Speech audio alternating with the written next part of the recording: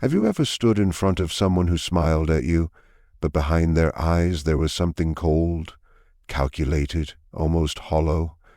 Have you ever felt that, no matter how much love, logic, or kindness you offered, it only fed their need to control you more?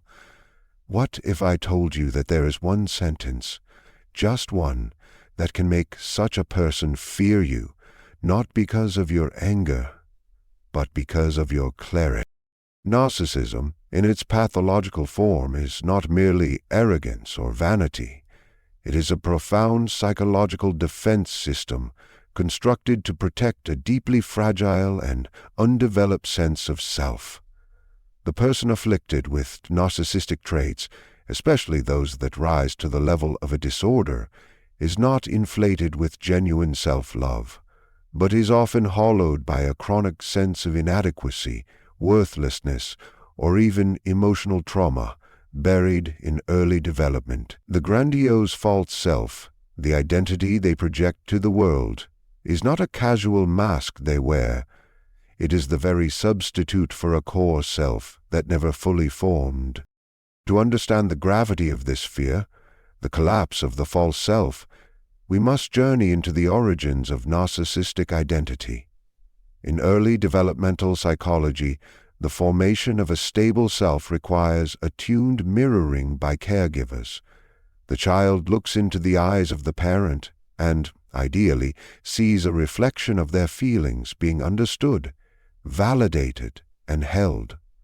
This mirroring creates the rudimentary structure of ego, an internal sense of I am, independent of external approval. When this process is interrupted through neglect, emotional invalidation, enmeshment, or even overvaluation, the child learns to construct an artificial self-image to survive and to be seen. This image becomes a substitute for the unformed or wounded true self. The child, and later the adult, learns to identify not with who they are, but with how they are perceived. They must be smart, powerful, beautiful, exceptional, right, invulnerable. Any deviation from this projected identity is met not with curiosity or growth, but with panic and shame. Because underneath the polished surface lies a void, a place never nurtured, never accepted, and therefore never integrated. As the narcissist grows older, this false self becomes the primary vehicle through which they navigate the world. It becomes increasingly sophisticated, charming, eloquent, confident, often seductive in a spiritual, intellectual, or emotional sense. But it is fragile. It is maintained by constant external validation, attention, admiration, obedience, envy, fear. Without this fuel, the structure weakens. The narcissist cannot internally sustain a sense of self-worth. They must continually perform themselves into existence through the reactions of others. This is why relationships are not truly reciprocal, but are more akin to psychological stage plays in which the narcissist demands to be the central character, director, and critic. The fear of being seen for who they truly are, not the crafted persona but the hidden insecure self, is not simply uncomfortable for the narcissist. It is devastating. Because their identity is not stable, the threat of being seen clearly is existential. Exposure means annihilation. It is the psychological equivalent of standing naked before a world they believe will destroy them if it sees what lies beneath the mask. Therefore, they use elaborate strategies, conscious or unconscious, to maintain control over others' perceptions. These strategies include manipulation, gaslighting, blame-shifting, seduction, and grandiosity. All are defenses against the unbearable truth that the self they show the world is not real. This brings us to the terror embedded in the act of being truly seen.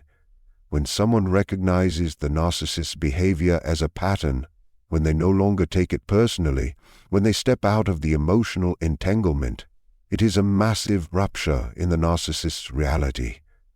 The person they sought to control, impress, or intimidate is now immune. This immunity is terrifying, not because the narcissist has lost an admirer or servant, but because the reflection has shattered. The mirror no longer reflects the idealized image. It reveals what was hidden, the machinery behind the illusion. For a narcissist, being seen in this way is more threatening than being rejected, criticized, or even hated. Rejection and criticism can be dismissed as ignorance or envy. Hatred can be used as proof of their superiority. They're just jealous. But being seen calmly, clearly, without emotional entanglement, nullifies all those defenses. The person saying, "I see you," is not attacking. They are witnessing. They are no longer playing the role assigned to them. This is what initiates the collapse of the narcissist's psychic structure. Their fear, then, is not of the other person, but of what that person symbolizes: reality. A reality that is independent, discerning, and no longer under their influence. When someone says, "You no longer affect me," the narcissist's illusion of control evaporates. The emotional strings they pulled no longer move anyone. Their charm becomes irrelevant, their rage impotent, their manipulation transparent. In this moment they are left with nothing but their true self, a self they have spent a lifetime avoiding. The collapse of the grandiose false self is not always visible externally. Narcissists often double down in the face of exposure. They may lash out with rage, portray themselves as victims, or quickly shift to a new supply, another person willing to buy into their illusion. But internally, a deep fracture occurs. This fracture does not lead to transformation unless the narcissist is forced, often by multiple collapses, to confront their pain, and even then, few choose the arduous journey of reintegration because it requires the death of the very persona they have worshipped and defended for so long. The collapse is terrifying because it reveals dependency. The narcissist sees themselves as powerful and self-contained, but in truth they are utterly dependent on others to maintain their image. Without external affirmation, they cannot find peace. Without control, they feel abandoned. Without attention, they feel non-existent. This dependency is their most closely guarded secret, and to be seen as dependent is intolerable. It violates the very identity they have created. When someone exits this dynamic with awareness, they hold up a mirror the narcissist cannot tolerate. It reflects not admiration or fear, but neutrality. This neutral gaze does not seek to wound or save, it simply no longer plays. And in the narcissist world, not playing is the ultimate betrayal. It is the refusal to validate their illusion. It is the refusal to be controlled. It is a declaration of psychological sovereignty. To understand the existential gravity of this fear, we must consider the deeper psychic dynamics at play. The narcissist is not a person who merely wants to be admired. They need to be admired in the same way a drowning person needs air. Their inner structure has no scaffolding of true self-worth. It is built entirely from reflections. Each person in their life becomes either a mirror, a servant, or an enemy. Mirrors are those who reflect back their greatness. Servants are those who comply and reinforce their control. Enemies are anyone who challenges the illusion. But there is a fourth category that terrifies them the most: the witness. The witness is the one who sees clearly, remains emotionally unshaken, and no longer provides supply. This individual no longer believes in the drama, the seduction, or the intimidation. They no longer seek to fix, argue with, or prove themselves to the narcissist. They simply know, and in that knowing, they become ungovernable. When the narcissist realizes that someone has become immune to their tactics, they are confronted with the unbearable loss of control. This control was never about dominating for its own sake. It was a mechanism to maintain the illusion of the false self. Without the ability to influence how others see them, the narcissist begins to unravel.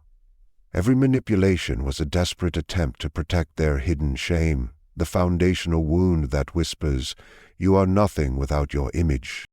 This inner shame is not a passing emotion. It is a chronic, unprocessed psychic infection, often dating back to early childhood when their true self was first invalidated.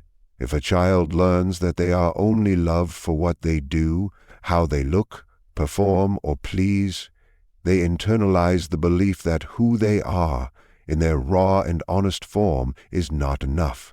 From this soil grows the false self, the golden child, the overachiever, the seducer, the martyr. Whatever form it takes, it is a survival strategy, a way to be seen while hiding the unacceptable truth beneath. But the psyche is not a static thing. It remembers. Even when buried, the truth of the abandoned self does not die. It waits, and it makes itself known through dysfunction, emptiness, and eventually collapse. When the narcissist is exposed, when someone no longer responds with confusion or devotion, but instead with insight and detachment, it punctures the protective bubble they live in, and that bubble is not just for others, it is for themselves. The narcissist does not see themselves clearly. They believe in their own performance, at least partly. This belief allows them to function. It gives them a narrative to cling to, that they are superior, deserving, exceptional, or tragically misunderstood. This narrative helps them avoid the abyss of self-confrontation. So when someone comes along and sees through the performance, not just once, but consistently and calmly, it is more than a threat. It is a psychic revelation. In that moment, the narcissist experiences what some psychologists call narcissistic injury or narcissistic collapse. This is not a bruise to the ego. It is a full-scale implosion of the self-concept. It may manifest as rage, panic, depression, or a frantic attempt to reassert control. But beneath these symptoms lies one truth. Their greatest fear has come to pass. Someone has seen them. Not the version they curated, but the void they tried to deny. This moment of collapse can be life-altering for the narcissist, though rarely in the way one might hope. Instead of awakening to their inner truth, many double down. They scramble to find new sources of supply. They may reinvent themselves not through growth, but through repackaging. The spiritual narcissist becomes the moral crusader. The business narcissist becomes the tragic victim. But at the core, the pattern remains. The fear remains. The illusion must be protected at all costs. Yet there is a rare alternative. If the collapse is deep enough, and if the narcissist is left truly alone, not surrounded by enablers or distracted by new admirers, there can be a moment of reckoning, a moment where the pain of maintaining the illusion finally outweighs the terror of facing the truth.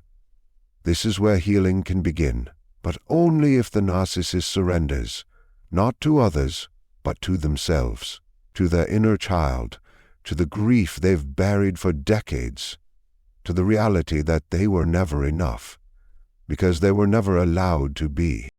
This kind of transformation is rare, because it requires the death of the false self, and for most narcissists, this feels indistinguishable from literal death. The false self has become so intertwined with their identity that its destruction feels like annihilation. But for those who are willing, who fall far enough, who sit with the emptiness long enough, who stop running, there is a possibility, the possibility of discovering that beneath the grandiosity, beneath the shame, beneath the fear, is a human being still capable of truth. From the outside, however, Those who have loved or tried to help the narcissist must understand that this is not their work to do. The healing must come from within. The collapse must be faced internally. Trying to rescue, convince, or redeem the narcissist only keeps the illusion alive. It feeds the performance. It strengthens the cycle. True liberation comes not from saving them, but from seeing them clearly and choosing not to play the role anymore. This is why the phrase, "I see through you, and you no longer affect me," is so potent. It is a clean break in the energetic codependency. It is not cruel. It is not vengeful. It is truth. And truth, more than anything else, is what the narcissist fears. Because truth does not bend. It does not mirror. It does not negotiate. It simply is. In truth, there is no control. There is only freedom. And for those who have been trapped in the orbit of a narcissist, the moment of truth is the moment of return to themselves, their clarity, and their power. When you say, "I see through you, and you no longer affect me," you are not just speaking words. You are declaring psychological emancipation. You are choosing reality over illusion, inner strength over dependence, and truth over manipulation. You are no longer a mirror for their false self, no longer a vessel for their control, and in that moment the narcissist is left alone with the very thing they've always run from, themselves. You have exited their game, not with rage, but with awareness, not with violence, but with vision. And there is no greater fear to the manipulative ego than the person who can no longer be moved by its performance.